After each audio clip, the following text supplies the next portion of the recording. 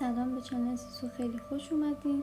این اولین ویدیوی من در این چنل هست و در این ویدیو میخوایم در مورد این صحبت کنیم که چطور ادامه بدیم وقتی شرایط سخت میشه. اولین نکته این که باور داشته باشین. باور داشتن خیلی مهمه. وقتی که شرایط سخت میشه همه چیز تاریک میشه، احساس میکنیم که به آخرش رسیدیم، ولی واقعا اینطور نیست.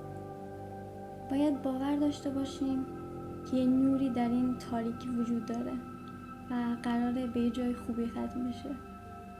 به خودمون انگیزه بدیم که میتونیم از پسش بر بیایم، از پس این چالش ها میتونیم بر بیایم و اینکه از دیگران کمک بخوایم واقعا خوبه و میتونیم از تجربه اونا که توی این زمینه داشتن استفاده کنیم. و یا اگه کسی رو در کنار خودتون ندارین که ازش کمک بخواین، به خودتون تکیه کنین، چون در هر صورت ما توی این دنیا با این که آدمای زیادی اطرافمون هستن ولی تنها هستیم و تنها هم باقی میمونیم. و اینکه خودتون پشت خودتون باشین و توی همچین شرایطی توی ذهنتون به خودتون انگیزه بدین و به یاد داشته باشین از چه چالش‌هایی عبور کردین تا به اینجا رسیدین. اینا رو به یاد داشته باشین تا بتونین ادامه بدین. و اینکه وقتی شرایط سخت میشه لازم نیست که قدم‌های بزرگ برداری. از قدم‌های کوچیک شروع کن، آهسته رو به جلو حرکت کن. گاهی توی این شرایط نیاز به استراحت داری، اینو هیچ وقت فراموش نکن. پس استراحت کن، به خودت زمان بده که بتونی دوباره بلند شی.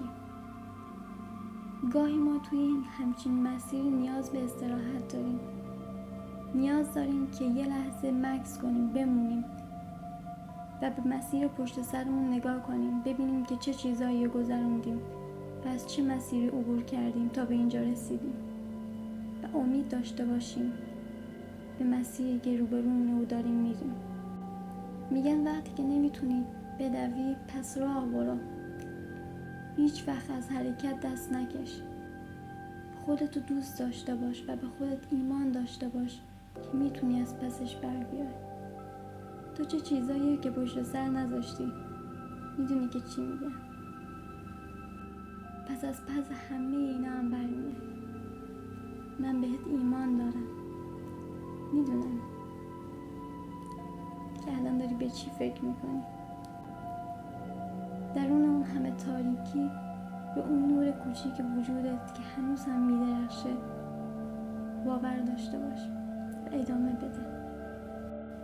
از اینکه تا انتهای ویدیو با من همراه بودی ازت ممنونم و امیدوارم همیشه لبات بخند و دلت شاد باشه. تا ویدیوی بعدی، خدا نگهدار.